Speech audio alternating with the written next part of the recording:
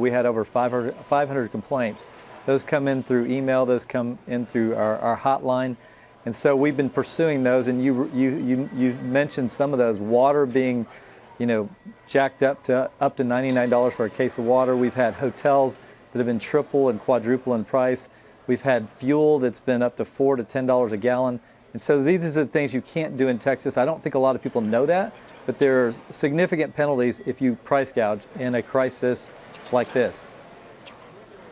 Attorney General, I mean, clearly all of us would be agreed that it's a moral issue to try and oversell necessities at a time of crisis.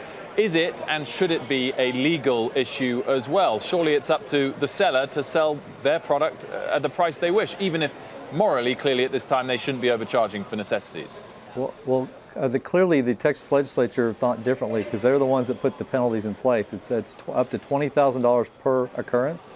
And if you do this to somebody 65 or older, it's up to $250,000 per occurrence. So our legislature, and of course signed by a governor many years ago, clearly didn't want, during natural disasters, necessities to be jacked up in price. And so that was a decision that they've made, and we're enforcing it. I guess on the flip side, do you worry at all about shortages of various goods to be exacerbated by this sort of making it illegal to price gouge? It might be hard for businesses to actually get the supply they need, and more expensive to do so. And without the incentive of being able to raise prices, may be impossible. Well, I've talked to a lot of retailers about this, some of the big retailers, and they're in the process right now of reestablishing supply chains as quickly as they can. They've got plans for it when the waters recede.